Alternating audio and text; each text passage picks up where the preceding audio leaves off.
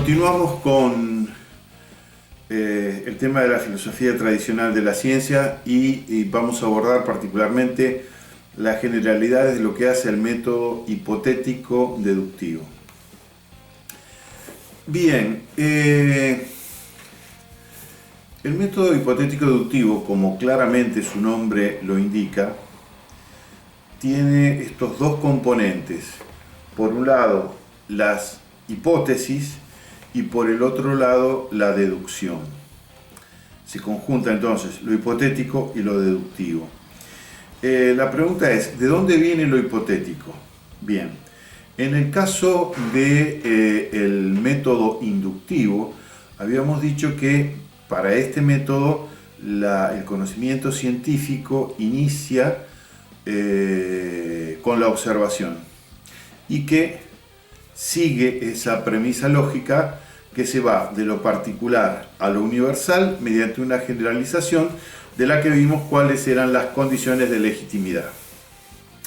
En cambio, en el método hipotético deductivo, como en todo proceso lógico deductivo, e insisto aquí también, una cosa es la lógica deductiva y otra cosa es el método hipotético deductivo. Como vimos para el método inductivo, digamos que la lógica está vinculada a una serie de principios que tienen que ver con los razonamientos, con la forma de razonamientos, con la abstracción. Pero además tenemos que tener en cuenta los procesos metodológicos, todo aquello que tiene que ver con el abordaje de lo empírico. Pensemos, por otra parte, que el método hipotético deductivo, mientras los métodos axiomáticos son los métodos propios de las ciencias formales, el método hipotético deductivo va a constituirse como el método por excelencia de las ciencias naturales. Al igual que el método inductivo tuvo en su momento de pretensiones hegemónicas de ser el único método válido, legítimo para toda ciencia, así también va a haber por parte de aquellos que adhieren al método hipotético deductivo, o buena parte de ellos, la idea de que este es el método excluyente para toda producción de conocimiento científico. Entonces, la crítica, habíamos visto que particularmente desde los hipotéticos deductivistas se hacía el método inductivo, era esta idea de que era imposible partir de la observación, que toda observación presupone algún tipo de hipótesis de alto nivel o de bajo nivel, pero sin las hipótesis no hay posibilidad de producir ningún tipo de conocimiento. Entonces,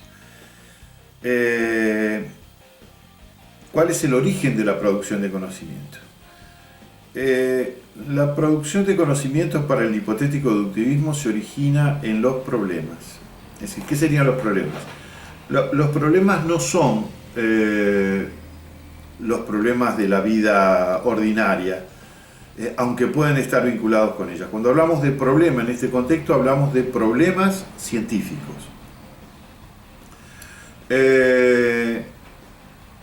Siempre hay algo que llama la atención, que se quiere saber, que incomoda, alguna problemática real, digamos, no sé, pueden ser de distinto tipo, alguna enfermedad, por ejemplo, algún acontecimiento natural, puede requerir algún tipo de conocimiento, de explicación, bueno, para poder resolver cuestiones, pero en principio para saber por qué ocurren las cosas. De allí que se sigue que esta vertiente está en la línea de lo que habíamos señalado en la clase anterior como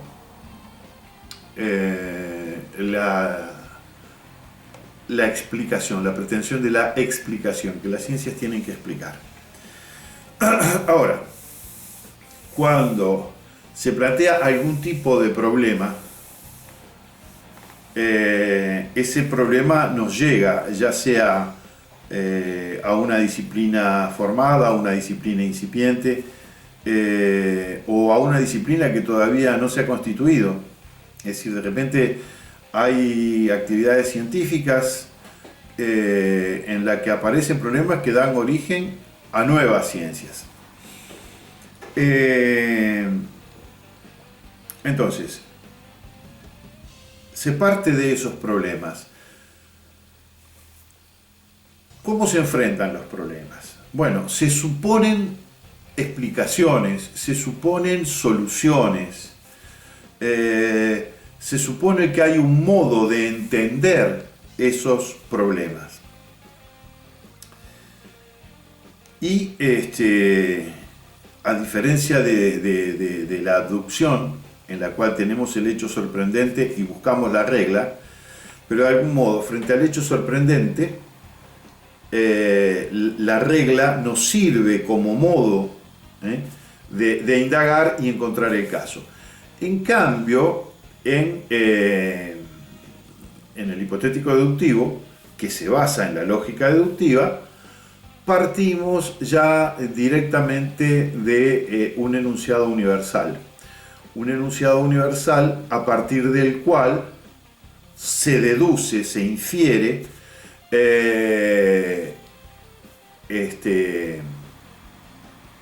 un caso particular, ¿no? Entonces, si yo digo, bueno, por ejemplo, todos los metales se dilatan con el calor, esta silla tiene patas de metal, por lo tanto las patas de esta silla se dilatan con el calor, yo estoy partiendo de un enunciado universal. Recordemos que las leyes científicas y las teorías científicas en general se expresan mediante enunciados universales, no mediante enunciados particulares. Entonces, frente al problema, yo voy a tener que suponer algún tipo de solución.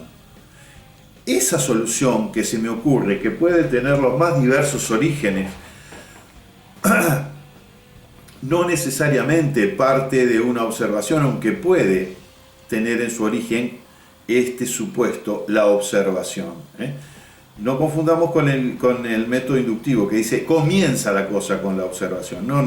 Aquí la cosa comienza con un problema para el cual hay que suponer algún tipo de respuesta o de solución. Como ustedes se darán cuenta, no estoy hablando de otra cosa que de una hipótesis.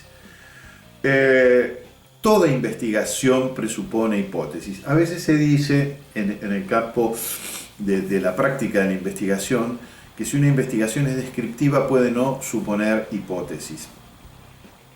Bueno, puede no suponer hipótesis como se da en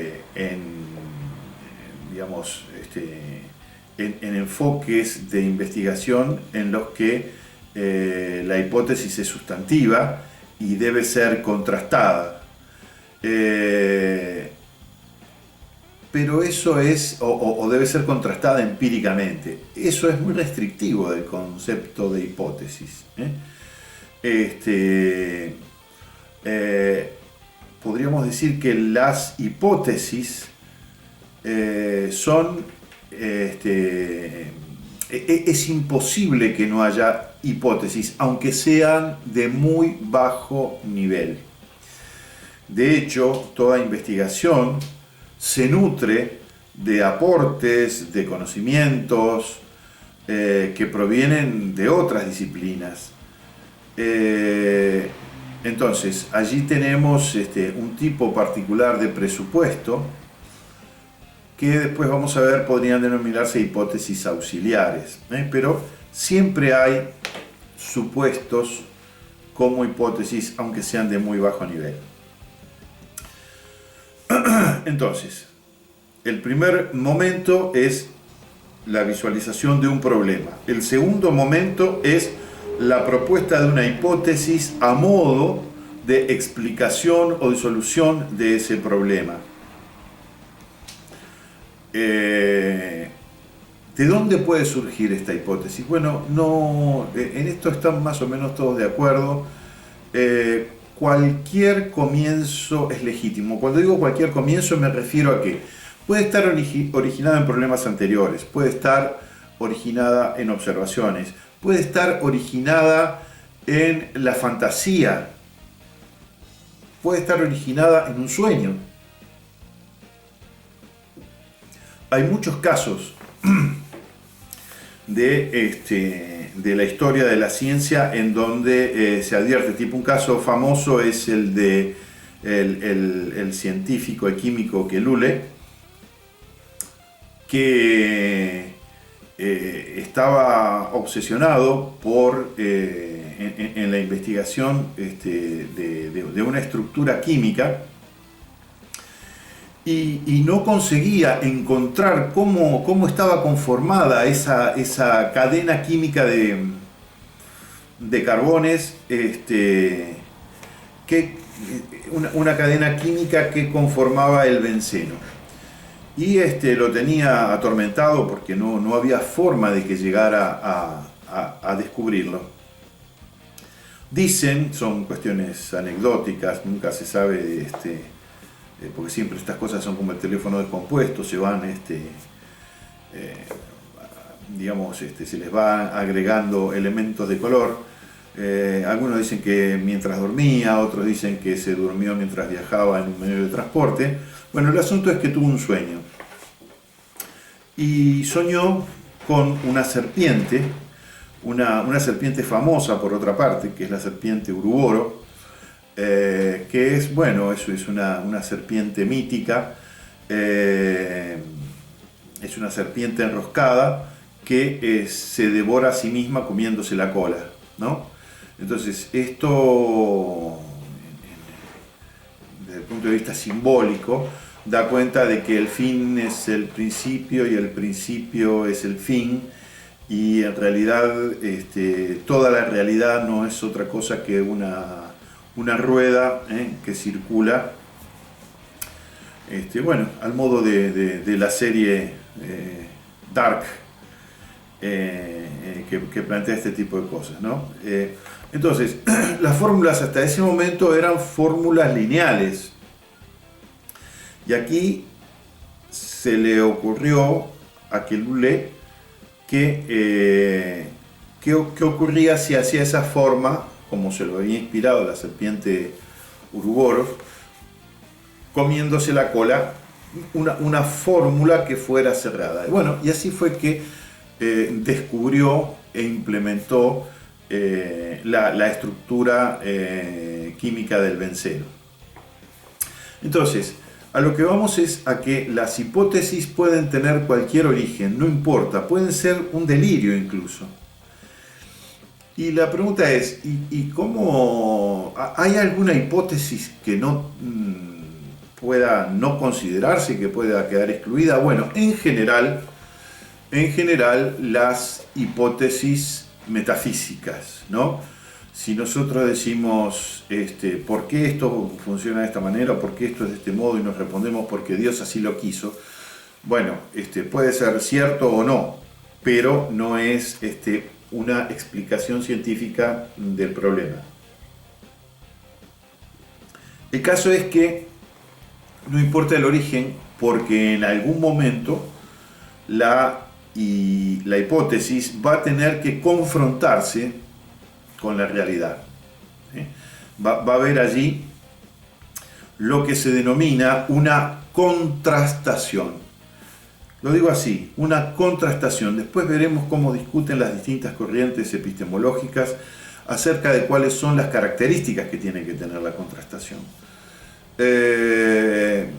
Algunos sostienen que en algún momento tiene que haber lo que se denomina una contrastación empírica, una confrontación entre lo teórico y lo empírico, y en otros casos se sostiene que las contrastaciones pueden ser tanto empíricas como teóricas, aquello de mente concipio.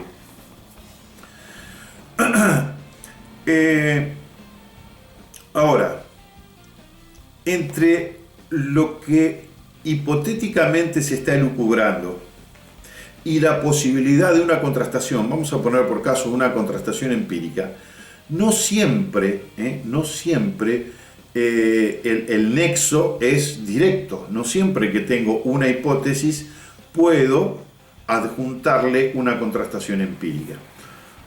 Y esto es así por diversos motivos, entre ellos el hecho de que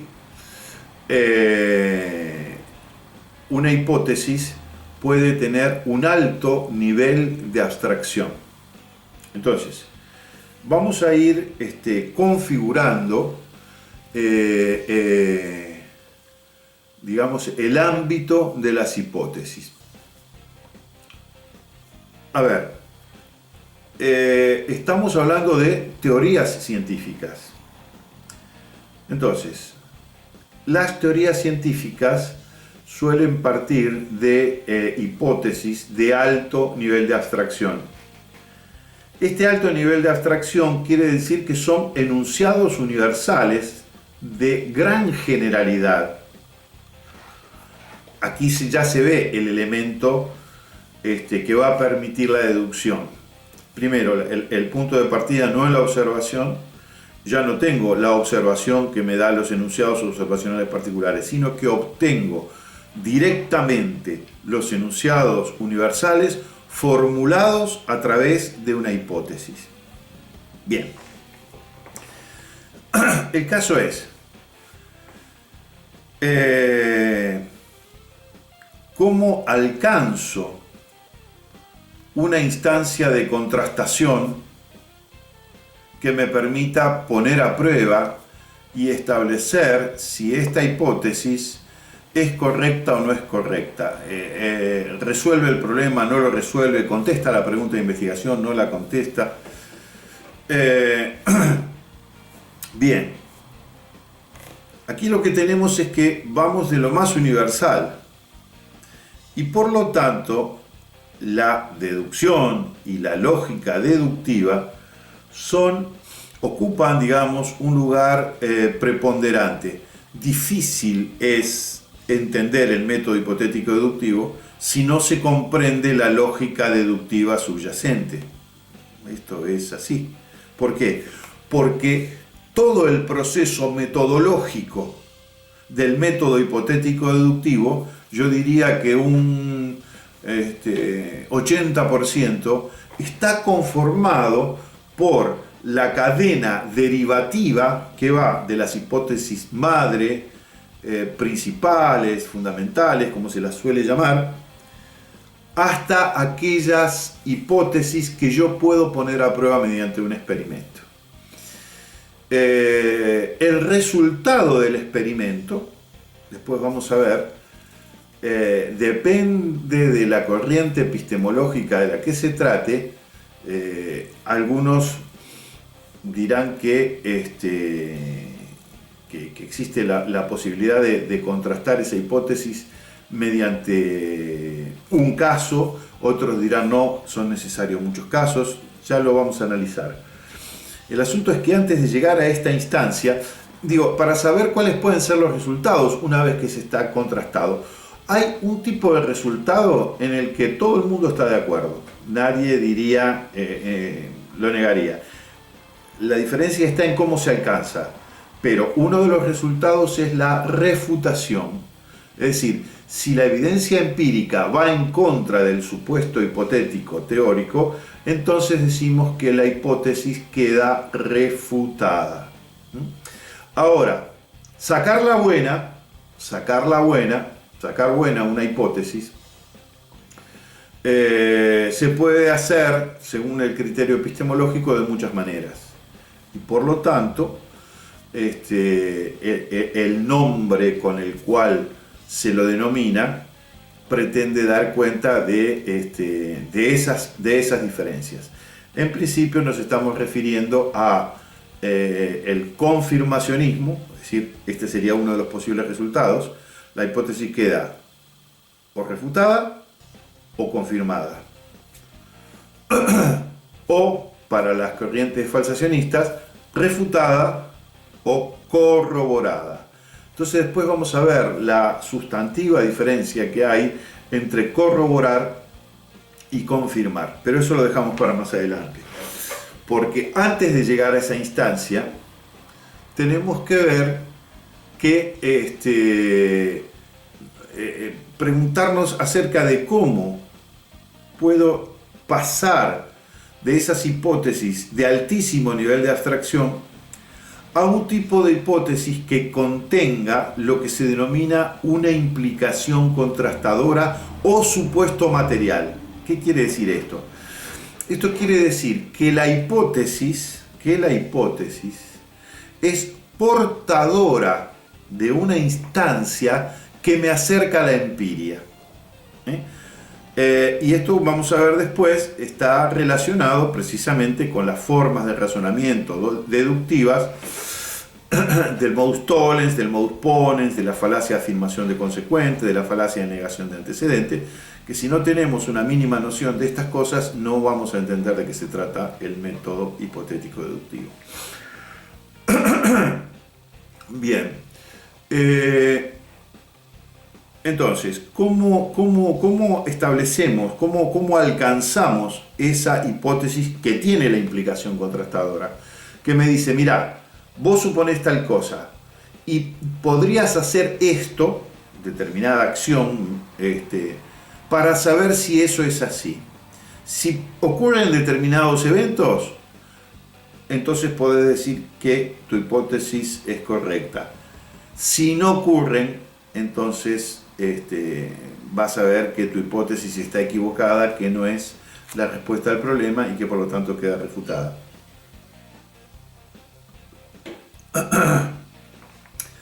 Entonces, las hipótesis madre, principales, fundamentales, que son el núcleo duro, que son el corazón de la teoría, deben permitir una serie de derivaciones, derivaciones deductivas. Entonces decimos que en el nexo que va de las hipótesis madre, principales, fundamentales, hasta la que tiene la implicación contrastadora, hay una cadena de derivaciones deductivas. Muy bien. Ahora, véase lo siguiente y véase la importancia de lo hipotético y de lo deductivo. Recuerden, porque estos métodos se asocian generalmente a un concepto de cientificidad en el que se piensa que una teoría científica es una teoría confiable, es una teoría que puede concebirse como prestigiosa si realiza experimentos que muestren que es correcta. La demostración empírica, como decía antes, es una parte importantísima, sí, pero en todo el proceso de producción de conocimiento es la parte menor. Porque la parte mayor es la que tiene que ver precisamente con todo este proceso de derivación deductiva, que proviene de las hipótesis madre hasta las hipótesis con implicación contrastadora. Entonces, la contrastación es una puesta a prueba. Ahora la pregunta es, yo tengo una hipótesis principal, una hipótesis fundamental, y digo, bueno, no la puedo contrastar. Fíjense la diferencia que hay entre una hipótesis principal de alto nivel de abstracción, que no puede ser contrastada, con una hipótesis metafísica. La diferencia está en que la hipótesis metafísica no puede ser contrastada de ningún modo. Si yo me pregunto, siempre me gusta poner este ejemplo, si yo me pregunto, tengo un problema, ¿cuál es tu problema? ¿Por qué existe el mundo? ¿Esta es una pregunta científica? Y sí, es una pregunta científica. Es, por ejemplo, la pregunta de la cosmología, de la astrofísica. Todas las teorías sobre el Big Bang, las teorías de cuerdas y demás, derivan de esta pregunta, de tratar de explicar este problema. Perfecto.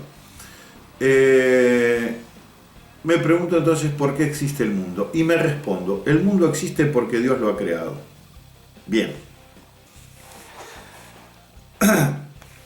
esta respuesta, esta respuesta ¿es verdadera o es falsa? En general, la gente cae en el lugar común de decir, bueno, no, si uno cree es verdadera y para el que no cree es falsa. No, no, no. Independientemente de lo que cada uno de nosotros pueda creer, si yo soy un ateo consumado y Dios existe y ha creado el mundo, la respuesta es verdadera, aunque yo sea ateo. No tiene nada que ver con lo que yo crea o deje de creer. Por el otro lado, si yo soy creyente, profundamente creyente, la respuesta, el mundo existe porque Dios lo ha creado, si Dios no existe y no lo ha creado, es completamente falsa, independientemente de lo que se crea. Es decir, la respuesta, el mundo existe porque Dios lo ha creado, ¿es verdadera o es falsa? El asunto es que no existe modo alguno de poner a prueba este supuesto. Por eso lo consideramos un supuesto metafísico. Por eso ha habido tanta reacción en los ámbitos de la ciencia frente a los problemas metafísicos. Los científicos dicen, ¿es falso, es verdadero? No, no dicen. Un científico no dice, es falso que Dios existe y ha creado el mundo. Lo que dice es, no es un problema científico. La ciencia no puede meterse en eso porque no es una temática que pueda resolver. ¿Qué temáticas puede resolver la ciencia? Bueno, precisamente aquellas para las que pueda dar una respuesta y que al mismo tiempo pueda discriminar, pueda establecer que esa respuesta es verdadera o falsa. De eso se estaría tratando la ciencia. Bien, ahora, de repente me doy, en el caso de las hipótesis científicas, pueden ser de muy alto nivel, pero tienen que ofrecer la garantía de que en algún lugar y en algún momento va a aparecer esa hipótesis que tiene la implicación contrastadora y que permitirá poner a prueba la hipótesis.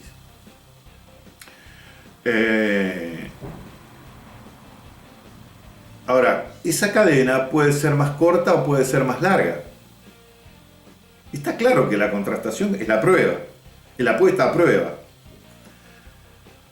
Pero, ¿qué pasa en el largo recorrido que va de la hipótesis principal, madre o fundamental, hasta aquella que tiene la implicación contrastadora? ¿Cuántas derivaciones hacen falta? ¿O cuántas derivaciones, cuántas hipótesis derivadas pueden darse? Indeterminadas, pueden ser cientos, miles de hipótesis derivadas. Entonces la pregunta es, si la contrastación es una forma de control, en este largo recorrido, ¿qué tipo de control tengo? Bueno, indudablemente no tengo control empírico, porque para tener control empírico necesito implicación contrastadora. Necesito haber alcanzado esa hipótesis que tiene más implicancias empíricas que teóricas y que de algún modo conecta, es el nexo, es el vínculo entre la teoría y la empiria. Entonces, en ese largo recorrido derivativo, la única forma de control que tengo es precisamente la lógica. La lógica no me va a decir si la hipótesis es verdadera o falsa, de ningún modo. Eso me lo va a decir como consecuencia de la hipótesis que tiene la implicación contrastadora, que repercute, digamos, como un dominó. ¿Vieron cuando se ponen los dominó uno al lado del otro y se voltea la primera ficha y luego va cayendo todo? Bueno, mientras yo puedo seguir poniendo fichas, no hay problema. Ahora, cuando una fue para atrás, voltea todas las anteriores. Si yo llego a la hipótesis que tiene la implicación contrastadora y me da que está refutado, sí, yo tengo un problema experimental, tengo un problema en ese plano, pero tengo en peligro todo el andamiaje que llega a las hipótesis fundamentales y que puede afectarlas seriamente. Entonces,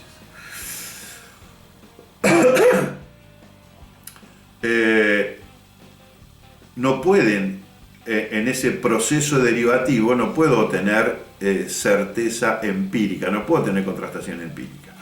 Por lo tanto, no puedo saber si mi hipótesis es verdadera o falsa. Lo que sí puedo saber, es si estoy razonando correctamente. Si estoy razonando correctamente.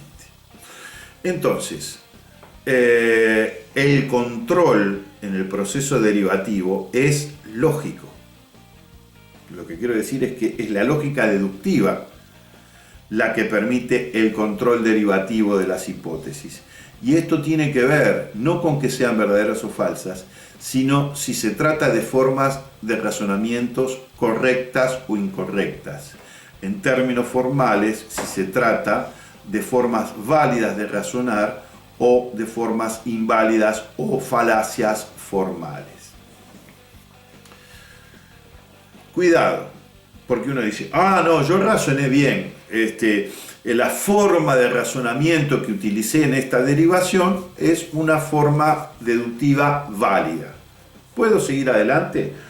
No, cuidado, porque tienen que darse, esta es condición necesaria, pero no suficiente.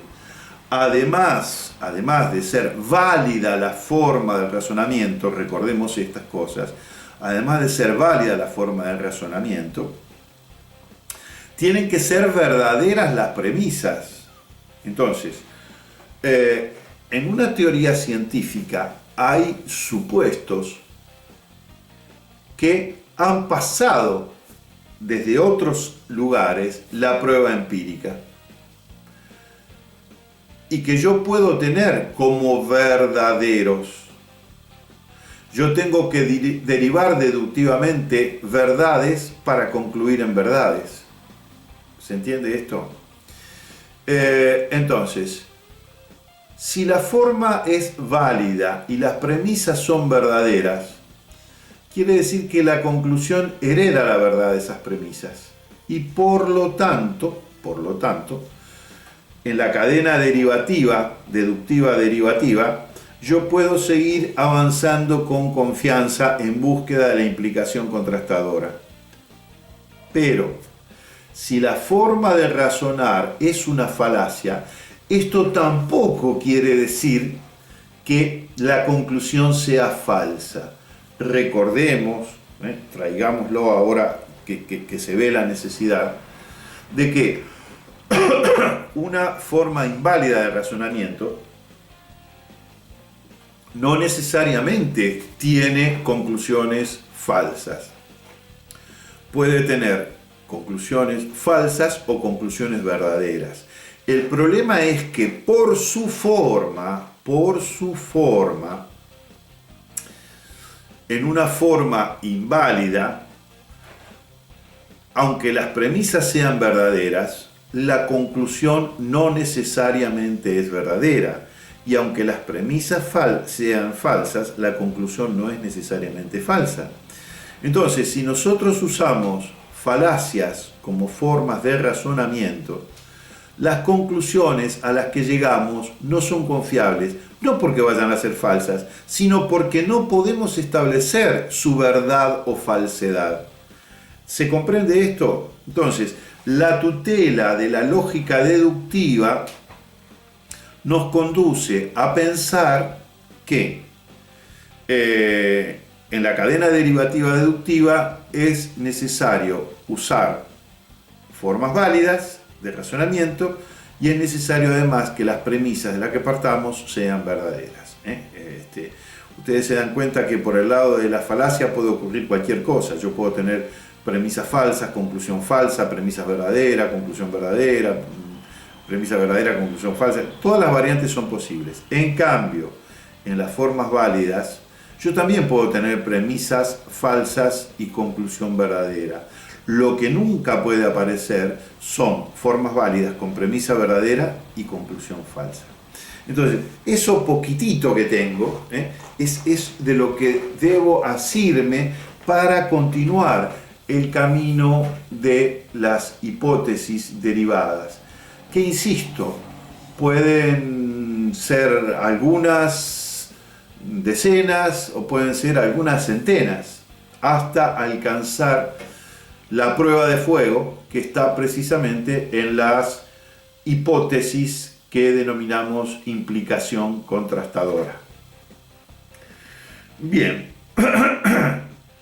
tenemos hasta el momento entonces hipótesis madre, principales o fundamentales, hipótesis derivadas e hipótesis con implicación contrastadora o implicación material.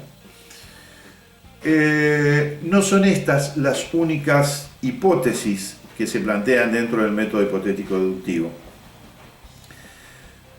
A ver, este esquema que yo he planteado es un esquema unidireccional que va de la hipótesis madre, principal o fundamental, hasta el resultado, mediante una derivación deductiva, una contrastación empírica y si se refuta, la cosa queda en cuestión.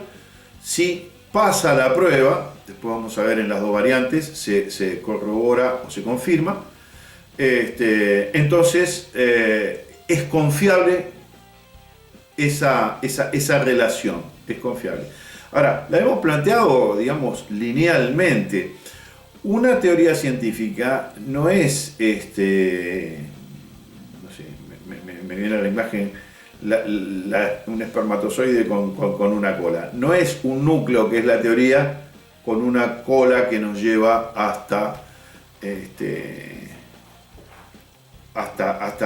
la implicación contrastadora. No es una cometa, más bien es como una medusa, en donde ese núcleo, que es la teoría, el conjunto de hipótesis y de leyes, tiene ramificaciones en todas las direcciones y entrecruzamientos entre las distintas líneas de derivaciones hipotéticas. Digamos, una teoría científica está más cerca de eso que de este esquema unilineal.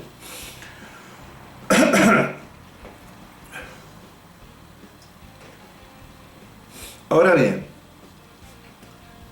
decimos que la producción de conocimiento científico no es la tarea de un científico, ni siquiera es la tarea de una ciencia. Es la tarea de la comunidad científica, del conjunto de científicos, incluso que trabajan en disciplinas muy diferentes. A ver,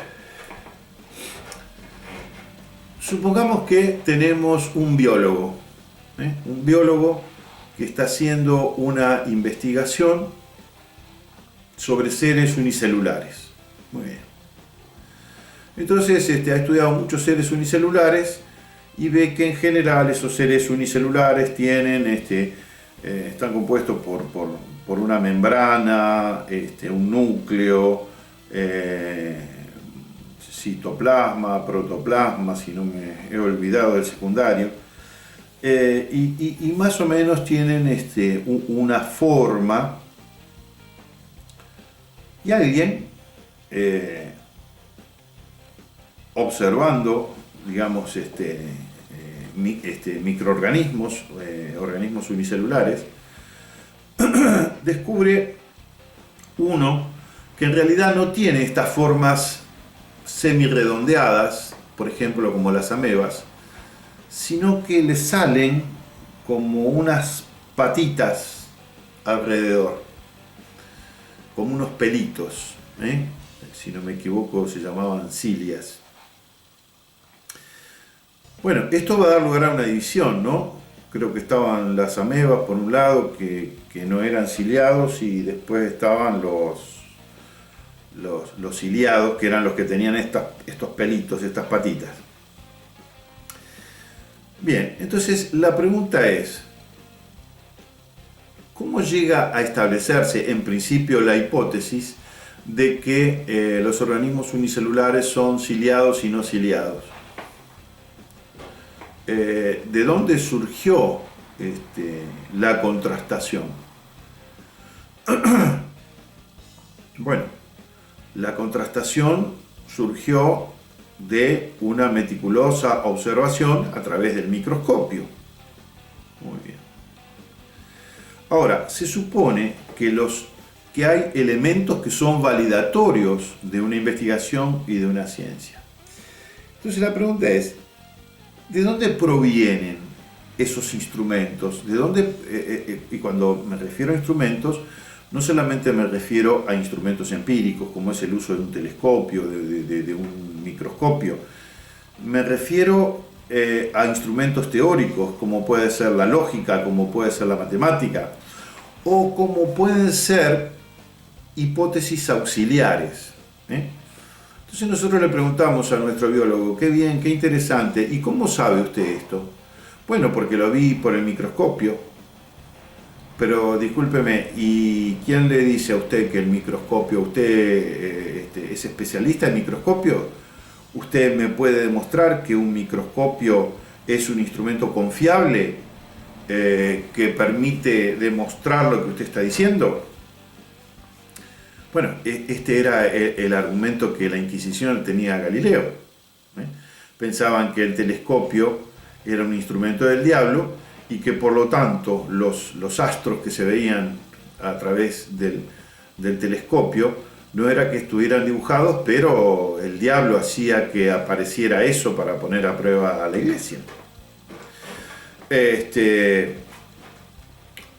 A ver, lo que va a decir nuestro biólogo es, miren, discúlpenme, yo la verdad que no me ocupo es decir, yo confío en que el microscopio, a mí me dijeron, me enseñaron que el microscopio es una herramienta, pero ¿y cuál es el fundamento?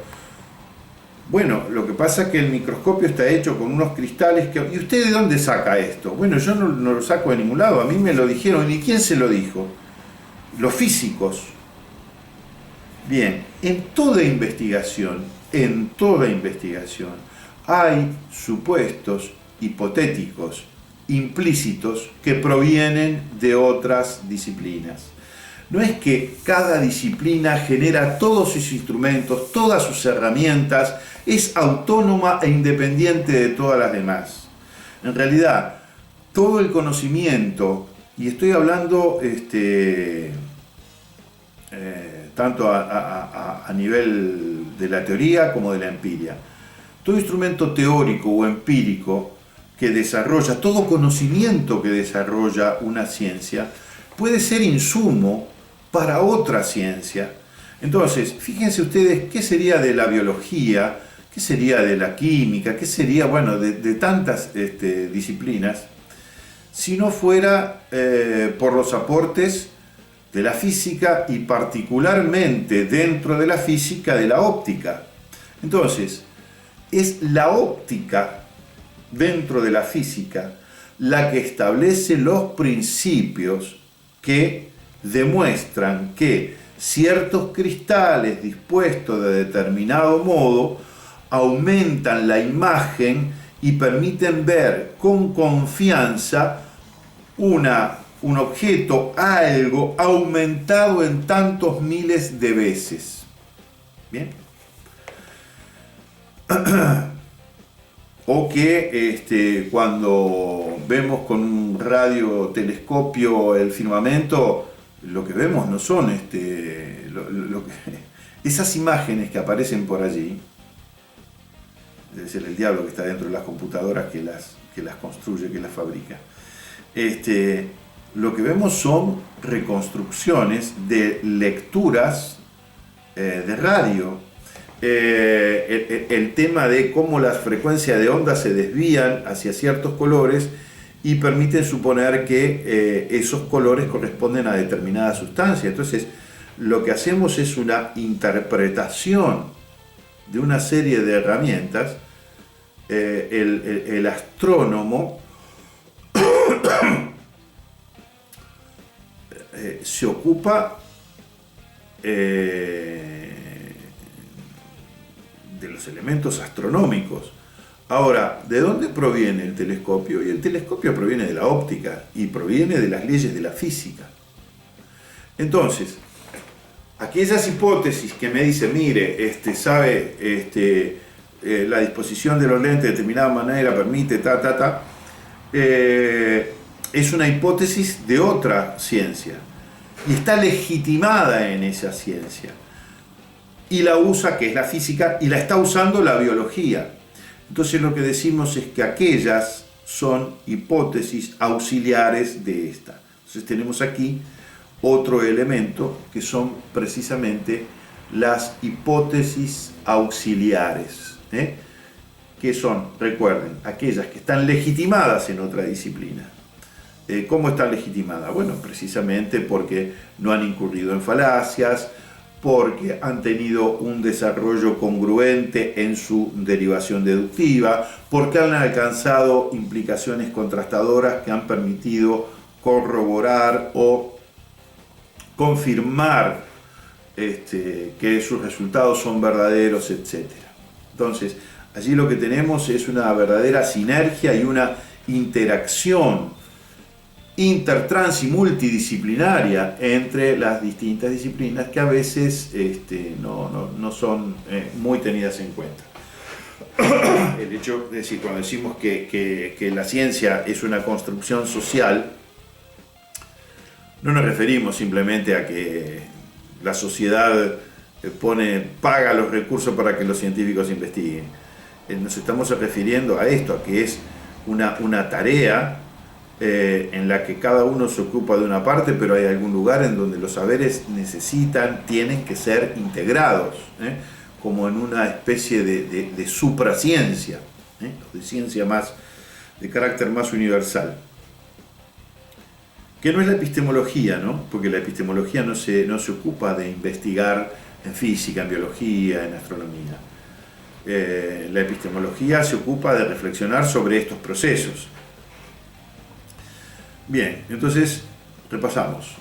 Hipótesis madre principales fundamentales, hipótesis derivadas, hipótesis con implicación contrastadora, hipótesis auxiliares.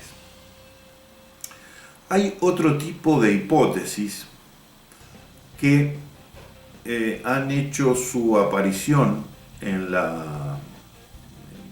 no pocas oportunidades en los desarrollos de las teorías científicas, en las investigaciones, que son las llamadas hipótesis ad hoc. El término ad hoc, que significa para esto, es una expresión latina, es un tipo de hipótesis que frente a un determinado problema que parece insalvable, genera una explicación para salvar el fenómeno. Es decir, para salir del brete en que la teoría se encuentra. El peligro de las hipótesis ad hoc es que pueden pasar como desapercibidas y,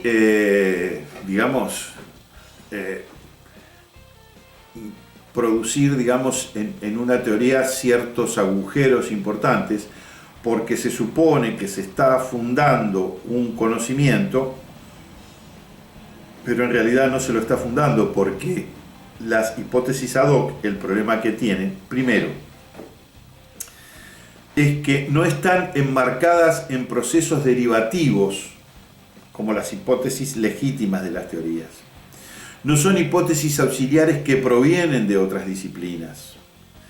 Es decir, no tienen legitimidad ni lógica ni metodológica.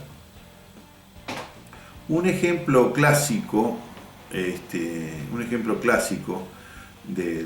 hipótesis ad hoc es la que se le planteó a Galileo cuando Galileo afirmaba desde la concepción copernicana, que la Luna y los astros celestes no eran esferas perfectas. Bueno, justamente la evidencia que había traído el telescopio es que la Luna era un lugar lleno de montañas, cráteres, hondonadas, etc.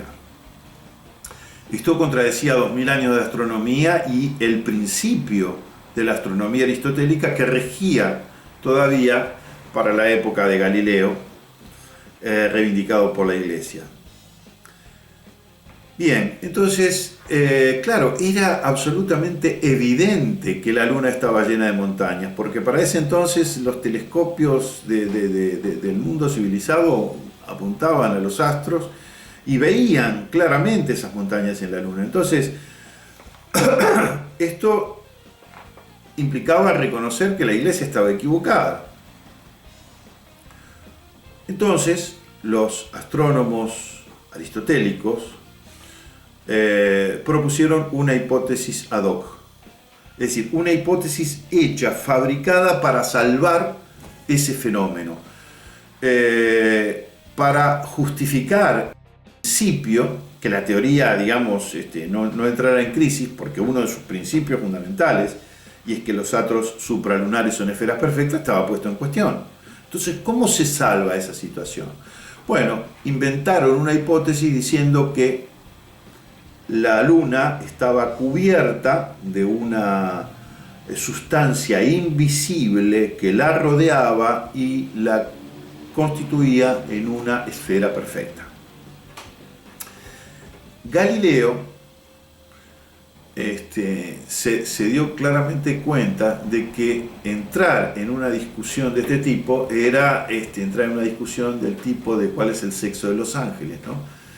Digamos, una discusión que no tiene sentido, porque no hay nada más que la convicción, no hay prueba alguna que se pueda esgrimir en favor de esto o en contra de esto. Entonces, irónicamente, les propuso una hipótesis ad hoc contraria. Le dijo, sí, ustedes tienen razón, la Luna está recubierta de una sustancia invisible. Bueno, de hecho la Tierra está recubierta de una sustancia invisible. Y entonces dice Galileo, pero esa sustancia invisible se acumula de modo regular en valles y montañas, de modo que, a pesar de la sustancia invisible, la Luna sigue siendo, no es una esfera perfecta, sino que está llena de irregularidades. Es decir, antes de entrar en una discusión sin sentido, ironizó sobre ese tipo de hipótesis hecha para salvar la teoría que estaba entrando en crisis justamente porque lo que aparecía como evidencia cuestionaba de plano los fundamentos de la teoría aristotélica. Entonces, aquí tenemos otro tipo de hipótesis, las hipótesis ad hoc, que son rechazadas, sí, pero que indudablemente pueden filtrarse inadvertidamente en las teorías científicas y bueno, es un elemento para tener en cuenta. Una cosa que, digamos, porque hay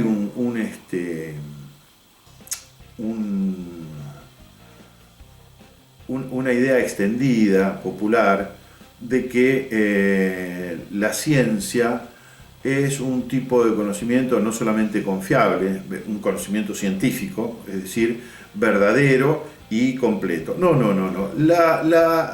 La ciencia y las teorías científicas son como uno de esos quesos llenos de agujeros, ¿eh? Las teorías científicas están llenas de huecos. En estas cadenas deductivas, derivativas, de las que hablábamos, hay ocasiones en que se llega a la implicación contrastadora, a la hipótesis que es portadora de la implicación contrastadora, se puede contrastar y el resultado de esa contrastación puede fortalecer la teoría o, bueno, contradecir algún principio. Digamos, allí donde se sabe que una hipótesis es falsa, no es que nada se ha ganado, sino que hay una respuesta, eso es falso. Pero hay otras derivaciones que en realidad se quedan en el camino y quedan interrogantes, es decir, no se puede seguir avanzando. A veces digo, y esto no es una falta grave, claro, si lo que tenemos es una teoría,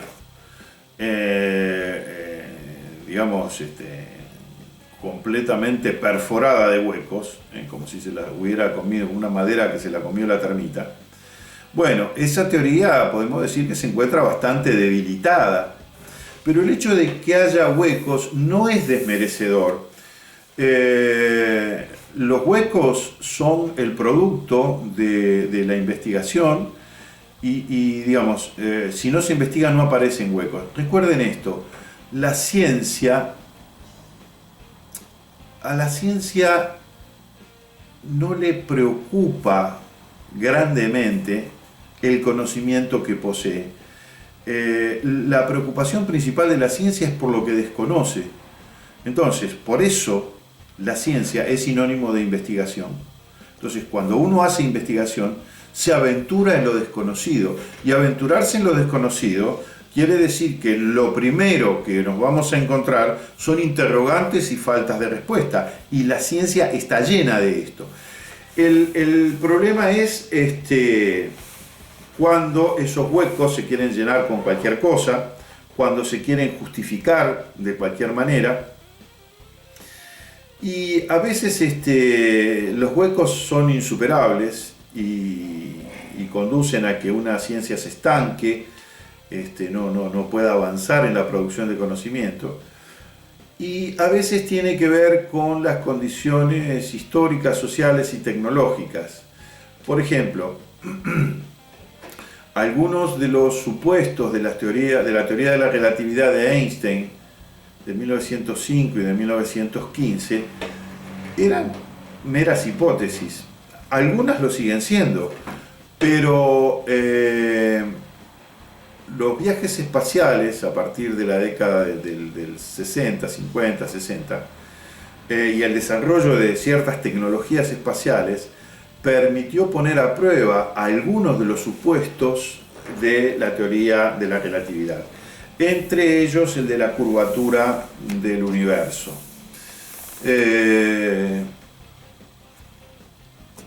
No me voy a meter en ese terreno,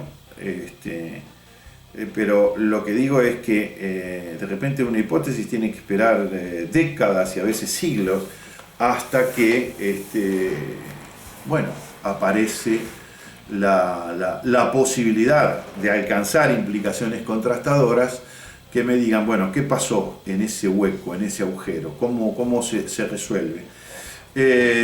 Un ejemplo cercano es una hipótesis propuesta en la década del 50 por un científico que fue denostado, que fue bastardeado, que se lo hizo a un lado,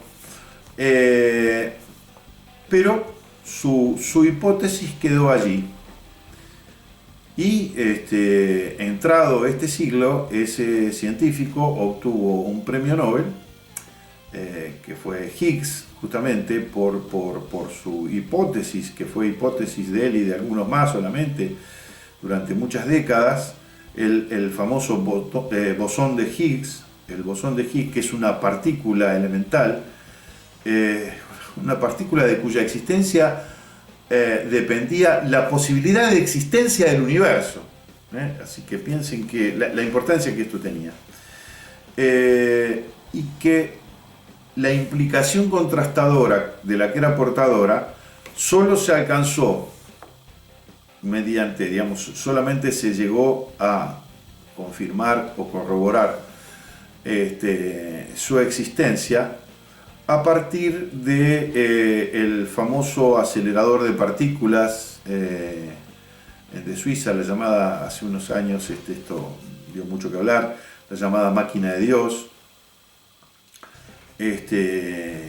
donde, bueno, justamente esas experiencias de un laboratorio de 27 kilómetros es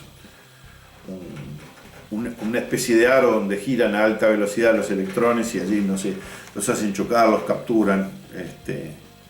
Y bueno, de esas investigaciones surgió la confirmación de la existencia del bosón de Higgs, que fue una hipótesis que estuvo desvalorizada en punto muerto durante muchísimo tiempo. Bien, hasta aquí hemos hecho un recorrido de lo que es los aspectos generales del método hipotético deductivo. Y quiero insistir con esto, porque algunos epistemólogos que son apologetas del método hipotético deductivo lo piensan en un sentido hegemónico como el único método científico válido para todas las ciencias. Esto desde mi punto de vista no es bueno para la ciencia. La idea de que existe un monismo metodológico, ¿no? Es decir, un único método que es el método científico y que quien no trabaja en eso no es científico. Ha sido malo por varios motivos. Primero, particularmente yo pienso que, después voy a hacer algunas distinciones, no es que yo diga, como dice Feyerabend, todo vale, pero yo creo que los procesos de investigación científicos están conformados por instancias analógicas, abductivas, inductivas, deductivas, hermenéuticas, interpretativas, etc. Me parece una actitud mediocre pensar todos estos esfuerzos, todas estas consideraciones como algo excluyente que tiene la intención de convertirse en una visión única y hegemónica de la ciencia, porque empobrece a la ciencia, porque empobrece a las posibilidades del conocimiento y porque en la realidad el conocimiento científico y la producción de conocimiento científico está hecho y atravesado por todas estas cosas. Pero bueno, hay algunos pensadores algunos epistemólogos que adhieren a esta concepción del monismo metodológico, luego lo vamos a ver. En este sentido, bueno, otra cosa más, porque también ¿qué es lo que se genera? Se genera que frente a esta barbaridad de autoritarismo, frente a este despropósito de pensamiento hegemónico, aparecen los que se oponen, pero aparecen también los que se oponen negando. Entonces hay una descalificación del método hipotético deductivo y de los procesos hipotéticos deductivos que están implícitos juntos con muchos más dentro de la producción de conocimiento. Entonces es como que se forman dos bandos, ¿no? Como si fueran dos equipos de fútbol rivales, irreconciliables, y aquí hay una similitud entre los equipos de fútbol, entre los hinchas de fútbol y ciertas corrientes epistemológicas. ¿Por qué soy hipotético deductivista? ¿Por qué soy interpretativista? ¿Por qué soy hermenéutico? ¿Por qué soy...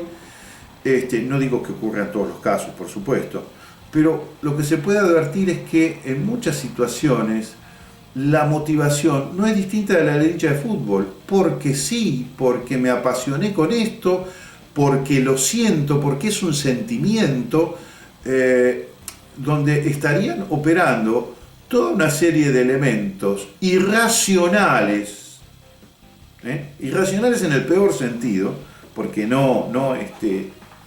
la ciencia también está hecha de sana irracionalidad, pero una irracionalidad que tiene que ver con las fobias, tiene que ver con el desprecio del pensamiento otro, del pensamiento distinto, y que, como decía hace un momento, solamente empobrecen la posibilidad de construcción de conocimiento científico. Lo triste es que esto se enseña y se aprende, y entonces en lugar de producir científicos, producimos fanáticos de la ciencia, con actitudes que no son demasiado diferentes de los barra bravas, y ni siquiera vayan a pensar que en términos un poco más elegantes, se trenzan en trifulcas estériles. Bien, entonces, hasta aquí estos lineamientos más o menos generales del método hipotético deductivo, de lo que lo conforma. Vamos a ver si tenemos un par de encuentros más. Yo lo voy a hacer por separado, voy a tratar de que sean un poco más breve. Uno referido a la postura confirmacionismo o inductivismo en sentido amplio, que representa principalmente la postura de Kant Hempel, y la otra con respecto al refutacionismo o falsacionismo de Karl Popper, que, como dije al principio, se trata también de una versión, digamos, son dos versiones del hipotético deductivo que tienen elementos en común y elementos irreconciliables. Que quien adhiera a estas posturas y entienda que prima en su práctica de investigación científica el hipotético deductivismo, bueno, que tenga claro que no se trata de ser simplemente hipotético deductivista, sino que hay diferentes modos de hacerlo y corresponden principalmente a estas dos visiones. Así que con eso más o menos vamos a dar un panorama e ir concluyendo con algunos de los aspectos fundamentales de lo que se denomina la filosofía tradicional de la ciencia. Gracias, seguimos.